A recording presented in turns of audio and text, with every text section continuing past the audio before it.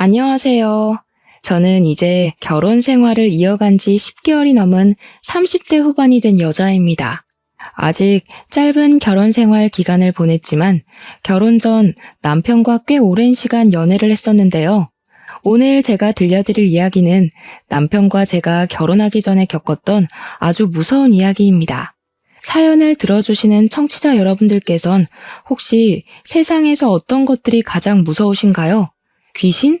맹독을 가진 파충류? 아니면 육식동물? 저는 사람입니다. 세상에서 사람만큼 사람에게 해를 끼치는 것도 없고 나쁜 생각을 하거나 나쁜 계획을 짜는 것들도 별로 없지 않겠습니까? 둥글게 둥글게 지구촌은 한 가족이라며 어릴 때 배웠던 동요들이 무색할 만큼 다 큰 성인이 된 사람들은 왜 이리 독한 마음을 품고 사는 건지 모르겠습니다. 어린 시절을 떠올리면 우리 모두 순수하고 착했던 사람들이었을 텐데요. 아무튼 제가 들려드릴 이야기는 다소 충격적일 수 있으니 마음을 굳게 가져주시기 바랍니다. 저와 남편은 남편이 대학을 다닐 때 소개팅 자리에서 인연이 닿아 10년을 넘는 시간 동안 연애를 하고 결혼에 골인을 하게 되었습니다. 남편과 제가 다른 문제가 있어서 결혼을 늦게 한 건 아니고 서로 자리를 잡고 결혼을 하려고 하니 사건들이 빵빵 터지는 바람에 늦춰지고 늦춰지다 10달 전에 하게 되었네요. 남편에게는 여동생이 둘이나 있었는데 다들 연년생이기도 했고 사이는 좋지도 나쁘지도 않은 대면대면한 관계였다고 했습니다. 그 여동생들이 얼마나 기가 막힌 인간들인지 지금부터 이야기를 시작하겠습니다.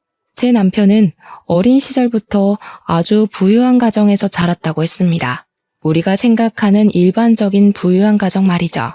집에 그랜드 피아노도 있고 2층 집에 살고 마당도 있어서 반려견과 뛰어놀기 딱 좋은 그런 환경 말입니다. 우리 남편에게는 부족함 없이 모든 걸 채워주신 시부모님이셨는데 남편의 어머니, 그러니까 친모가 일찍 세상을 떠나게 되었다고 했습니다. 우리 남편이 아직 어릴 때 암이라는 몹쓸 병에 걸리는 바람에 투병 생활을 꽤 힘들게 하시다가 돌아가셨는데요. 시부는 일을 하느라 바빠서 친모를 잘 챙기지 못했다고 하더라고요. 소 잃고 외양간을 고친다고 친모가 죽고 나서야 시부는 뼈저린 후회와 반성을 하게 되었고 2번의 실수는 하지 않겠다고 다짐을 했다고 합니다. 아들만큼은 제대로 챙기겠다며 각오를 다지고 아들에게 엄마의 손길이 필요하다는 것을 깨닫고는 정말 우리 남편을 위해서 재혼을 하셨다고 합니다. 연년생 여자아이들 둘을 홀로 열심히 키우고 계셨던 시모는 시부의 눈에는 정말 성품도 바르고 인내심도 많고 생각이 깊은 그런 사람이었다고 했습니다. 시부는 돈이 넘치게 있었으니 시모가 데려온 2 딸들이나 남편이나 차별하지 않고 모든 걸 고르게 베풀면서 키웠다고 하셨습니다. 장난감을 사도 셋이 똑같이, 문제집을 사도 셋이 똑같이, 학원을 다녀도 셋이 똑같이, 전자기기나 옷을 살 때도 똑같이 하셨다고 했습니다. 다르게 했다가는 친자식과 양자식을 차별한다고 예민한 아이들끼리 싸움이 날지도 모른다고 생각하셨다고 했어요. 그런 시부의 노력이 통한 건지 재혼한 여자, 그러니까 시모도 정말 우리 남편을 친자식처럼 생각하고 키우셨다고 했습니다. 혼내는 것을 눈치 보지 않고 정말 자식이 바르게 자랄 수 있도록 하나하나 세심하게 살피면서 말입니다. 극악무도하다는 사춘기를 옆에서 꿋꿋하게 견뎌내셨고 다른 건 몰라도 어른들을 공경하고 예의범절을 지키는 사람으로 키우기 위해 노력하셨다고 했습니다. 우리 남편이 사춘기를 심하게 겪은 편이었다고 하는데 어린 마음에 반항심으로 뻗대기도 하고 집안의 물건을 박살내면서 정신 나간 놈처럼 굴기도 했었대요. 그럴 때마다 시모는 남편에게 그래서 마음의 응어리가 풀린다면 얼마든지 하라고, 하지만 우리가 진짜 가족인 것은 잊지 말라면서 사랑으로 감싸주셨다고 합니다. 우리 남편이 이런 집구석에서 하루도 더 살고 싶지 않다면서 가출을 했는데 시모가 울면서 맨발로 우리 남편을 뒤쫓아오셨다고 해요. 등짝을 마구마구 때리면서 이놈 자식아 엄마를 두고 어디 가냐고 눈물을 뚝뚝 흘리는데 우리 남편이 고개를 숙여 내려보니 발이 엉망이셨대요. 유리 조각에 찍힌 건지 돌부리에 찧은 건지 새끼발가락이 찢어져서 피가 뚝뚝 흐르는데도 아픈 줄도 모르고 남편에게 집으로 가자고 하셨대요. 그때 우리 남편이 처음으로 엄마의 사랑이라는 게 이런 건가 싶은 생각이 들면서 마음을 열고 새 가족을 받아들였다고 했습니다. 늘 자기 눈치를 보면서 혼내도 조심스럽게 대하던 새엄마였는데 등짝을 가차없이 때리는 걸 보고 안심이 되었다고 하니 남편이 정신 나간 놈인 건 맞죠 뭐. 그 뒤로 남편은 시모를 극진하게 챙기면서 둘도 없는 단짝 같은 사이가 되었고 고민도 나누고 행복도 나누는 사이가 되었다고 했습니다. 남편에게는 시모가 데려온 연년생 딸이 둘이 있다고 하지 않았겠습니까? 오늘 이야기의 주인공이자 대단한 우리 신우들 말입니다. 신우들은 갑자기 생긴 아버지도 혼란스러웠지만 오빠가 엄마랑 잘 지내는 걸 보고 질투를 엄청나게 했었다고 합니다. 아무래도 남편이 먼저 고등학생이 되었으니까 시모가 남편을 더 챙기고 그랬나 봅니다. 학원을 더 많이 다니고 그랬으니까요. 그럴 때마다 신우들은 누가 친자식인지 모르겠다면서 은근히 시모한테 불만을 말하기도 하고 남편에게 눈치를 주기도 했었대요. 남편이 여동생들이랑도 잘 지내보려고 먼저 다가가서 맛있는 걸 먹으러 가자고 하기도 하고 선물을 사주기도 해도 냉랭하게 굴었대요. 이런 거 필요 없는데? 누가 요즘 이런 걸 쓴다고? 센스 없다! 하는 말을 면전에 뱉으면서 줘도 안 가질 거라고 돌려주고 그랬다고 하네요. 그렇게 대면대면한 사이로 청소년기를 보내게 되었는데 남편이 원래 공부를 잘하는 편이 아니었다고 하더라고요. 여동생 2명은 서로 공부를 도와주며 학업에 열정적인 학생이었고요. 성적도 상당히 우수한 편에 속했다고 하더라고요. 그걸 본 남편이 괜한 경쟁 심리가 붙어서 오기를 부리면서 공부를 시작했고 과외도 받고 학원도 다니면서 성적을 쑥쑥 올리기 시작했습니다. 제일 먼저 수능을 보게 된 남편이 수능에서 대박이 났고 서울에 있는 명문대 의대에 떡하니 합격을 하게 된 것입니다. 여동생들도 질 수 없다면서 엄청 예민하게 공부를 하기 시작했는데 막상 고등학교 3학년이 되어서는 둘 다 실수를 하게 되고 성적이 눈에 띄게 오르진 못했대요. 남편처럼 수능이 대박이 난 것도 아니라서 의대를 갈 성적까지는 미치지 못했고 첫째 신우는 약대를 가게 되었고 둘째 신우는 수의대에 진학을 하게 되었습니다. 그러니 시부도 시모도 의대에 진학을 하게 된 우리 남편에게 칭찬을 아끼지 않았고 신우들은 그게 못 견디게 싫었다고 하더라고요. 일부러 남편 들으라고 비수가 될 만한 말들을 대놓고 하기 시작하면서 남편을 못살게 굴었답니다. 오빠는 의대를 가도 여자친구 사귀기는 조금 어렵겠다. 의사면 뭐해? 몸이 왜소하고 멋진 구석이 하나도 없는데. 맞아. 오빠 코 성형수술 같은 거 할 생각은 없어? 남자는 자고로 코가 잘생겨야 돼. 실패해서 돼지코 되면 웃기긴 하겠다. 남편은 치사하게 외모로 공격을 하는 여동생들의 코를 완전히 눌러주고 싶은 생각이 들어서 의대를 다니며 그 바쁜 와중에도 운동을 시작하게 되었습니다. 당연히 시간을 많이 할애할 수 없었기 때문에 근육이 단단하게 잡힌 몸까지는 만들지 못했지만 장근육이 도드라지는 예쁜 몸매를 가지게 되었습니다. 그러니 옷을 입어서 은근히 태가 살아나도 또 의대를 다니고 있으니 짱짱한 인재 아니겠습니까? 주위에서 소개팅을 시켜주겠다는 제안이 엄청 들어왔대요. 남편은 그 뒤로 간간히 소개팅도 하고 여자친구도 사귀면서 행복한 대학 생활을 하고 있었는데 그게 신우들의 심기를 또 거스른 거지요. 배알이 꼬인 신우들이 요즘 누가 그런 소심한 근육을 가진 사람을 좋아하냐면서 운동선수들이랑 비교를 해가며 남편에게 빈정거렸대요. 여동생들이 대놓고 시비를 걸고 못살게 구니 시모는 남편에게 더 미안한 마음이 들었고 티가 나게 남편을 챙겨주며 잘해주게 된 거죠. 신우들은 엄마는 자기 마음을 모른다면서 반항하기 시작하고 집안은 악순환이 돌고 돌았다고 했습니다. 그러던 어느 날 군대도 다녀오고 의대 졸업을 앞두게 된 남편과 제가 소개팅을 하게 되었습니다. 저는 평범한 가정에서 자란 편이라고 말을 하고 다니지만 형사인 아버지를 따라서 경찰이 되는 게 꿈이었던 여자였습니다.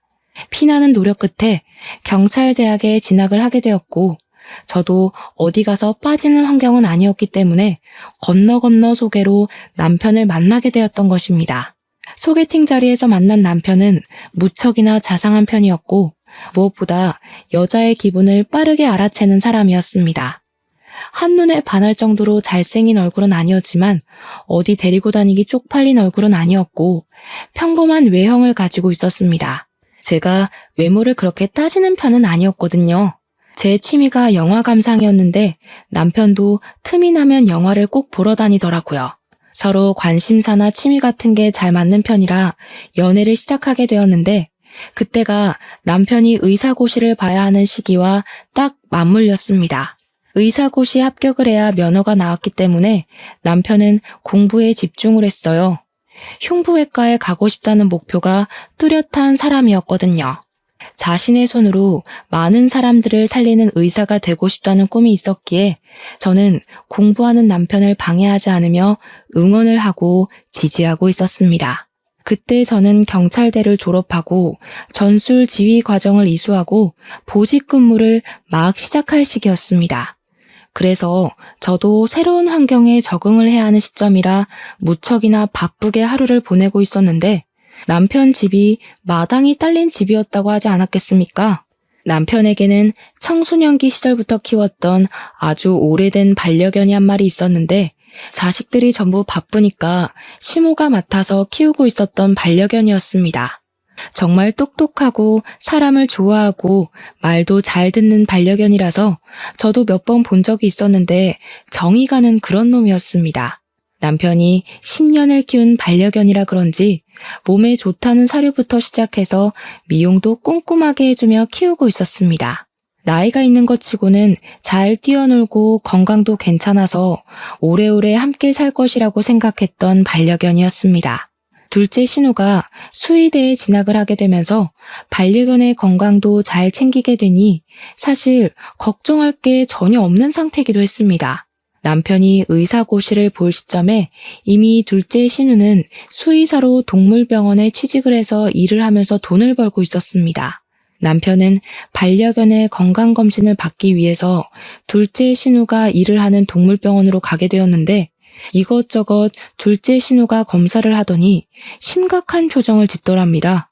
반려견에서 심장 사상충이 발견이 되었다면서 이미 꽤 진행이 된 상태였다고 오래 살기는 힘들 것 같다면서 마음의 준비를 했다는 겁니다. 그러기엔 아픈 기색이 전혀 없었던 터라 남편은 무척이나 멘탈이 흔들리게 되었고 둘째 신우에게 어떻게 치료를 하면 되냐고 물어보았대요. 일단 심장 사상충 약을 쓰긴 써야 하는데 이미 진행이 많이 되어서 어찌 될지는 모르겠다고 매일 약을 먹이라고 치료제를 처방해줬다고 합니다. 그런데 정말 아픈 게 맞았는지 약을 쓰는데도 점점 기력을 잃어가던 반려견이 글쎄 동물병원에 입원을 하게 되었습니다. 저랑 남편이 번갈아 가며 병원에 찾아도 가고 좋다는 수액도 일부러 맞추고 그랬는데도 증상이 심해지고 제대로 숨도 쉬지 못하더라고요. 서서히 눈을 감더니 결국 남편 의사고시 전전날에 반려견이 무지개 다리를 건너게 되었습니다. 시험에 집중을 하지 못한 남편은 결국 시험을 망치게 되었고 의사고시를 재수하게 되어버렸습니다. 늘 성적이 괜찮고 실습도 잘해서 탁과에서도 탐을 내던 인재였는데 의사고시를 재수하게 되니 주변 사람들이 이상하게 생각했습니다.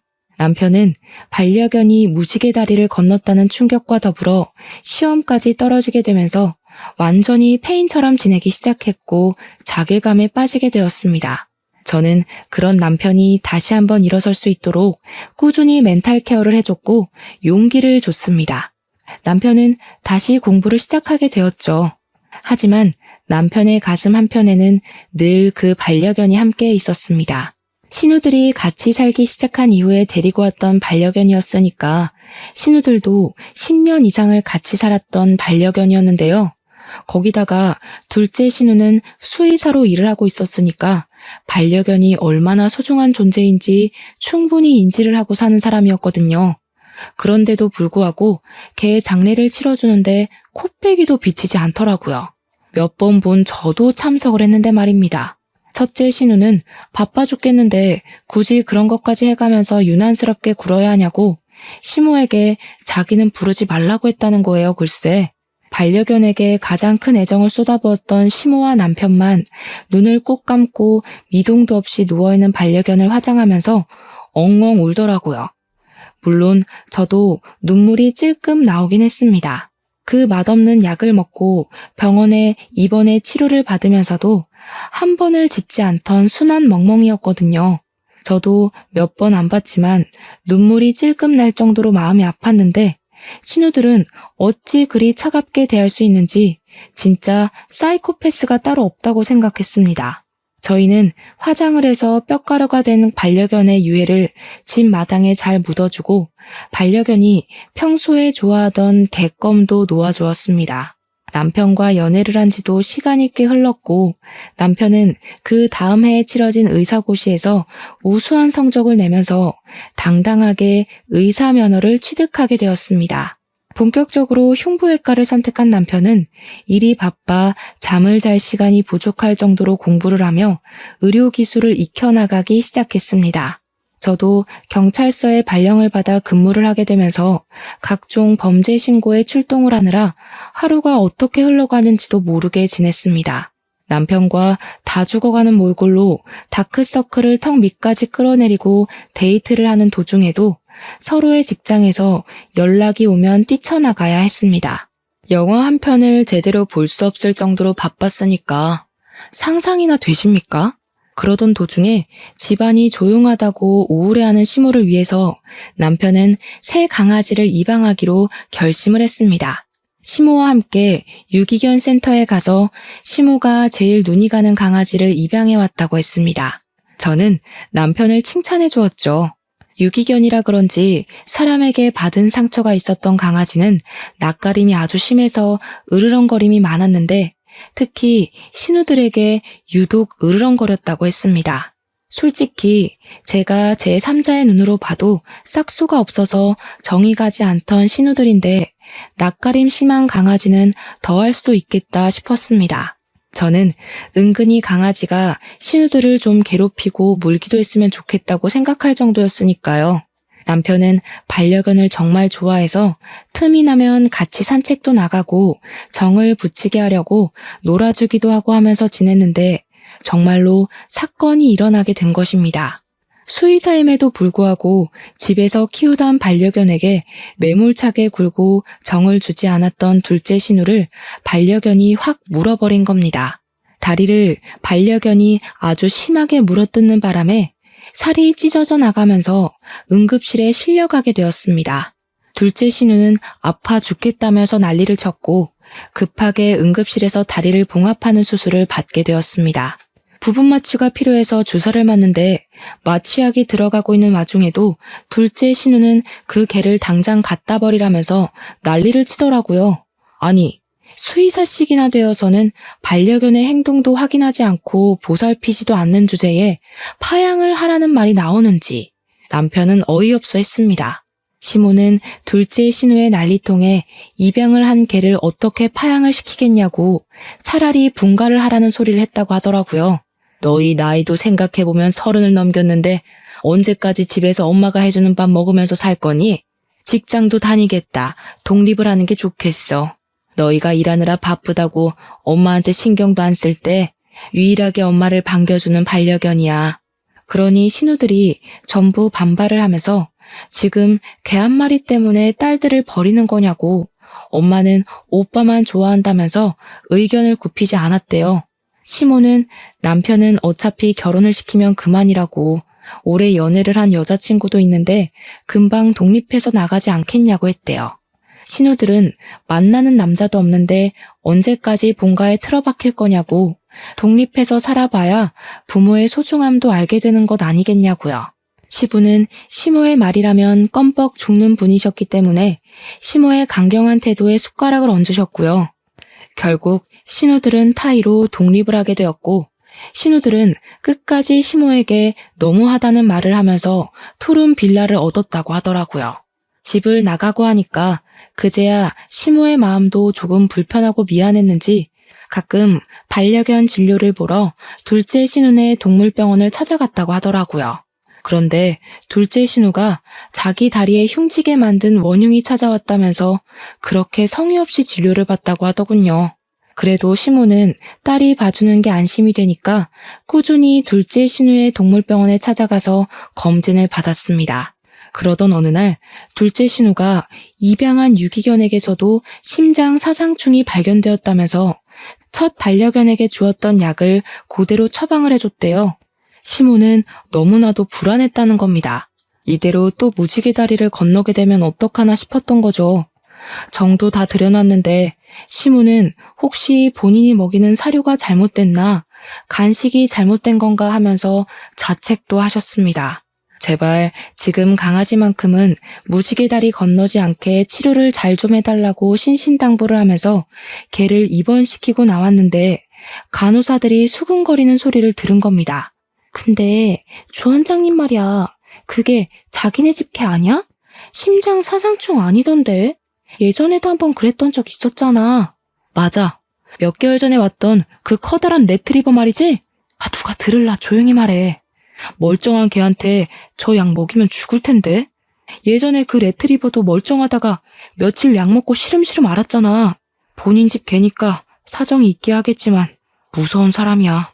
그 수군거림을 같이 갔던 남편이랑 시모가 듣고 그 자리에서 완전히 얼어붙고 말았던 거죠. 남편이 약봉지를 들고 그 간호사에게 걸어가서는 혹시 알약이 이거 맞냐고 체근하듯이 물어보니까 간호사가 사색이 되더래요. 주원장에게 들키면 잘릴 게 뻔하다면서 죄송하다고 황급히 탕비실에 들어가서 더 이상 캐묻지도 못했다는 겁니다. 남편은 주위 친구들을 수소문해서 수의사인 친구와 연락이 되어 그 알약을 보여주면서 이 약이 어떤 거냐고, 반려견이 먹어도 되는 약이냐고 물어봤대요. 그러니까 그 친구가 하는 말이 이 약을 어디서 구한 거냐고, 멀쩡하든 아프든 이 약을 먹으면 죽는 약이라고, 개들한테는 안락사 할 때 쓰는 약이나 다름없다고 했다는 겁니다. 남편은 그 이야기를 듣고 정말 온몸에 소름이 끼치고 열이 받아서 바로 시모한테 이 사실을 알렸대요. 어떻게 수의사가 되어서 일부러 개를 죽이려고 그런 짓을 할 수 있는 건지. 두 번째 반려견이야 다리를 물어서 그랬다고 100번 1000번 이해하려고 애를 썼대요. 근데 첫 번째 레트리버는 도무지 그럴 일도 없었는데 왜 그런 짓을 한 건지 아무리 생각해도 모르겠더랍니다. 나중에 알게 된 사실인데 그때 남편이 의사고시를 준비하고 있었던 시기였잖아요. 남편의 멘탈을 흔들기 위해서 일부러 그런 짓을 했던 것이었습니다. 한마디로 남편이 의사고시에 실패를 하길 바라면서 꾸민 짓이었다는 거예요, 글쎄. 이번에는 다리를 물기도 했고 자기가 독립을 하게 된 이유가 입양한 유기견 때문이라고 생각을 해서 개만 없으면 본가에 들어올 수 있을 거라 생각하고 저지른 일이었습니다. 정말 누가 봐도 사이코패스 아닌가요? 이 모든 사실이 밝혀지게 되면서 집안은 당연히 난리가 났고 시모가 자기 딸임에도 불구하고 소름이 끼친다면서 앞으로 얼굴도 보지 말자고 선언을 한 겁니다. 신우들은 어떻게 자기 배로 품어 낳은 딸을 이렇게 내칠 수가 있냐고 울고불고 시모한테 매달렸지만 시모는 아주 강경했습니다. 선을 넘어도 너무 심하게 넘은 행동이다 보니까 시부도 당연히 두 딸들의 편을 들어주지 않았고 남편은 신우들을 향해 욕설을 뱉었죠. 이런 애매한 상황에서 저랑 남편의 나이가 홍기를 넘어서기도 했고 결혼을 해야 할 것 같은 느낌이 강하게 들기도 했습니다. 정말 오랜 시간 연애를 해왔기도 했고 보통 의사나 경찰이나 일찌감치 가정을 꾸리는 경우가 많은데 저희는 역순으로 가고 있었으니까요. 양가에서도 연애를 하는 걸 알고 있었고 서로 부모님도 다 만나 뵙고 자주 연락도 하고 지냈으니까 슬슬 결혼 준비를 하자고 했습니다. 결혼 이야기가 나오자마자 어떻게 알았는지 신우들이 저한테 들러붙어서 가족끼리 서로 얼굴 붉히고 살면 불편하지 않겠냐고 화목한 가정을 꿈꾸지 않냐고 하더라고요. 저한테 자기들이 시부모랑 화해할 수 있도록 화해의 장을 만들어 보라고 당당하게 요구를 하더라고요. 아니, 그런 짓을 해놓고 뻔뻔하게 구는 게 웃기잖아요.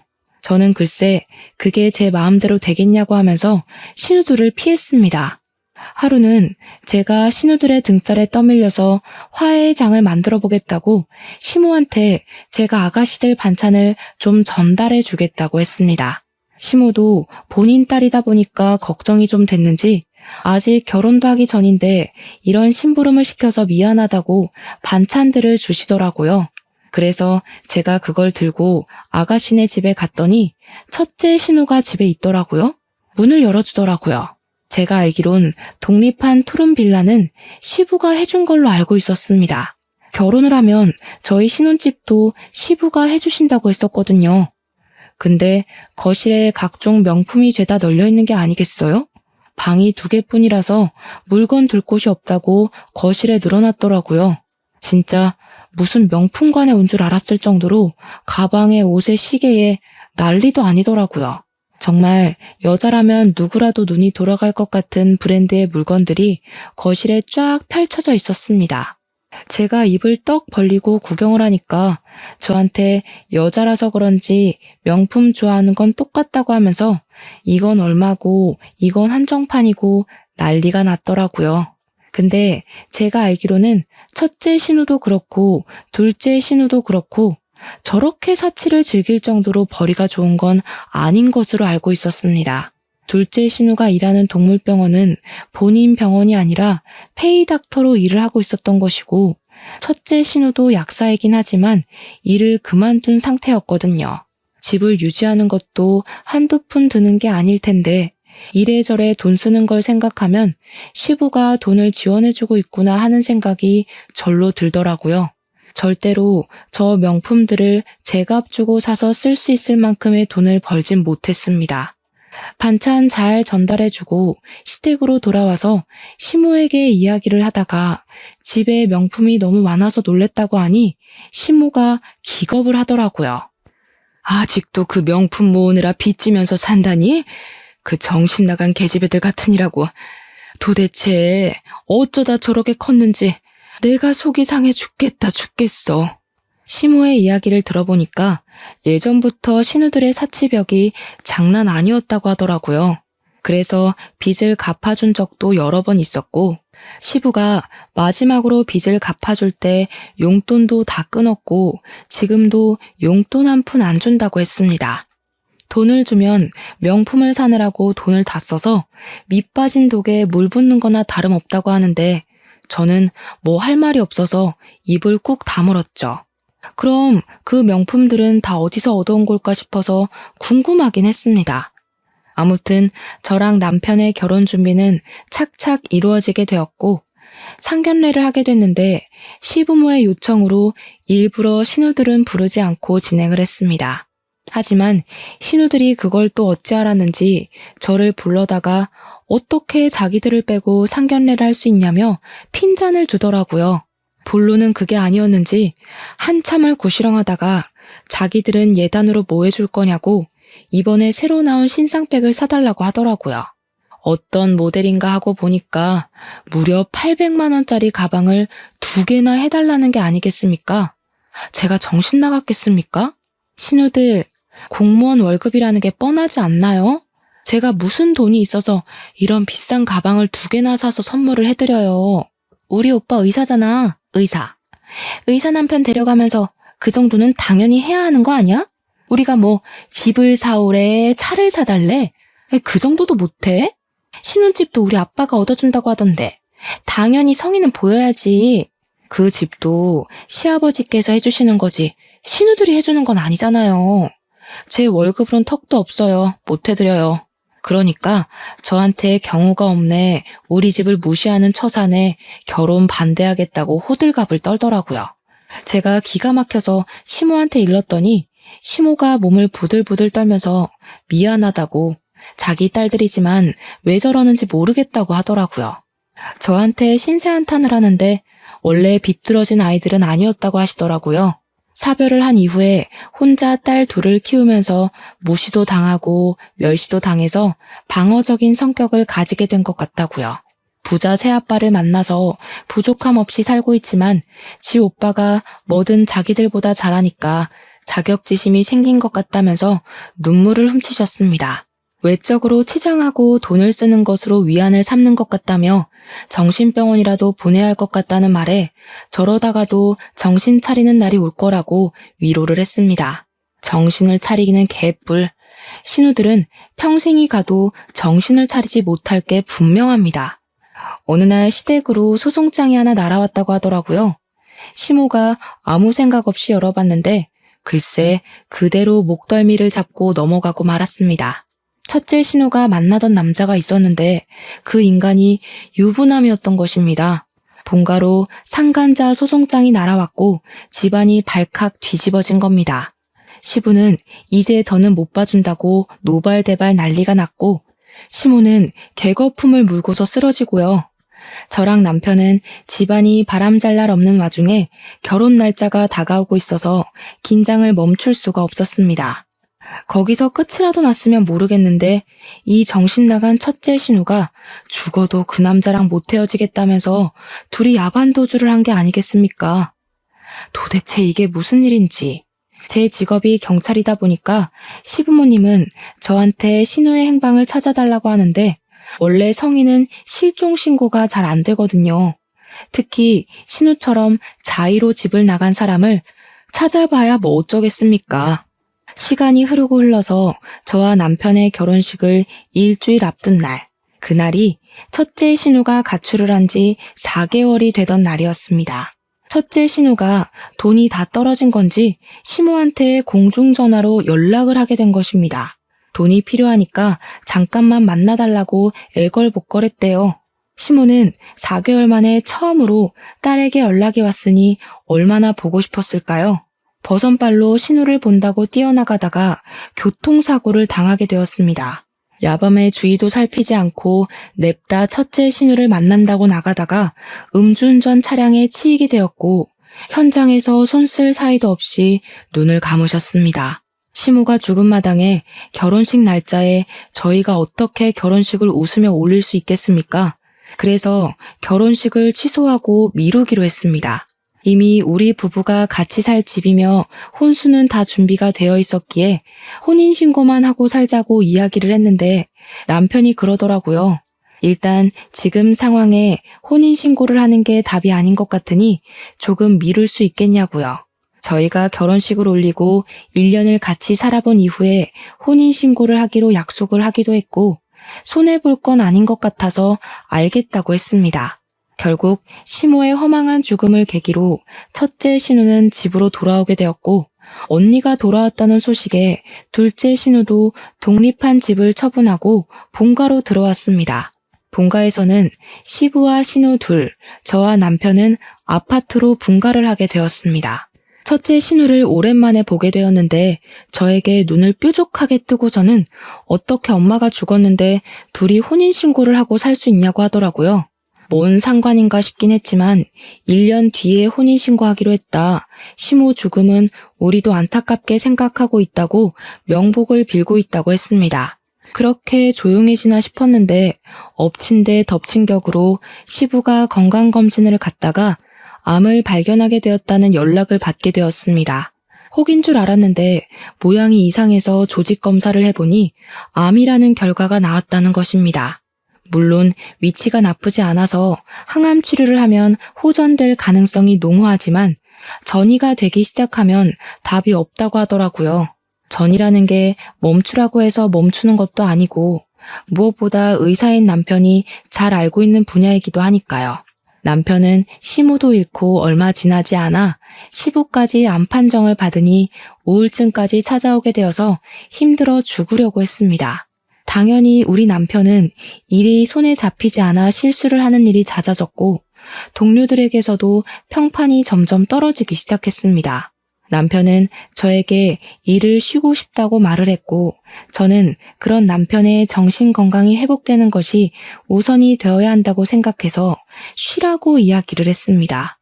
시부가 어떻게 될지 모르는 마당에 일을 하는 것보단 시부를 잘 보살피는 것이 자식된 도리로서 해야 할 일이라고 생각을 했습니다. 그래서 저희는 더 자주 시댁에 방문을 하게 되었는데 그때마다 신우들은 시부 눈치를 보고 있고 시부는 한숨만 푹푹 쉬고 있었습니다. 신우들 때문에 스트레스 받아서 병세가 더 깊어지는 것 같다고 하는데 무슨 일인지는 말을 하지 않으시더라고요. 저랑 남편은 대충 또 사고를 쳤나 보다 하고 말았는데요. 제가 출근을 하고 범인의 행적을 쫓던 어느 날 급하게 연락을 받게 되었습니다. 남편이 갑자기 본가에서 쓰러졌다는 연락이었습니다. 저는 놀래서 형사님들에게 양해를 구하고 병원으로 달려가게 되었습니다. 신우들이 저를 보자마자 호들갑을 떨면서 제 남편이 약을 먹었다고 하는 게 아니겠습니까? 약을 먹다니. 그게 무슨 소리인지 몰라서 손이 벌벌 떨렸습니다.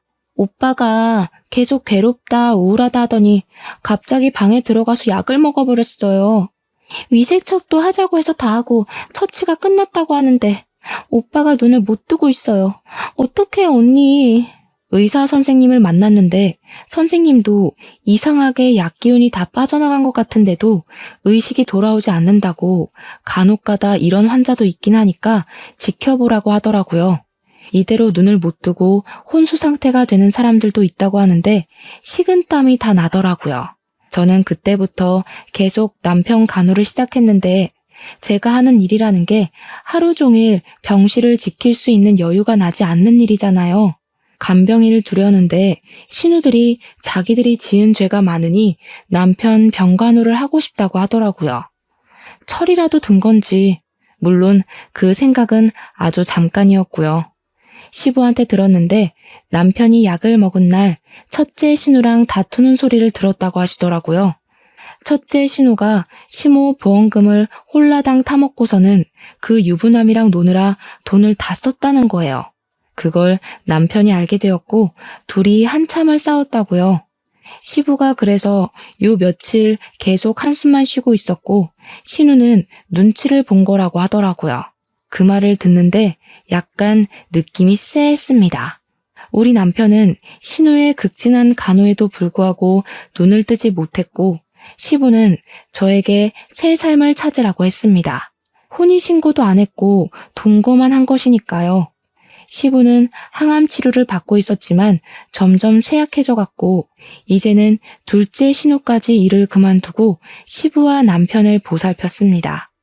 저는 월급의 일부를 신우들에게 송금하며 간병을 부탁했고요.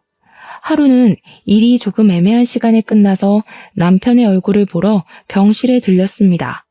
그런데 간호사들이 모여있는 공간에서 이상한 소리가 들리더라고요. 1102호 환자 조금 이상하지 않아? 약도 잘 안 들어가고 깨어나지 못할 이유가 없는데 피검사는 왜 안 하지? 거기 보호자가 피검사 죽어도 안 한다고 하잖아. 1102호 환자는 바로 우리 남편이었거든요. 저는 살금살금 병실 앞에 섰는데 신우들의 말소리가 들렸습니다. 언니랑 오빠랑 혼인신고 안 한 거 맞지? 등본 떼봤다니까. 아빠도 곧 죽을 것 같은데. 그럼 재산 다 우리 거 되는 거지? 저는 그 말을 듣자마자 너무 놀라서 재빨리 휴대폰을 꺼내고 녹음 앱을 눌렀습니다.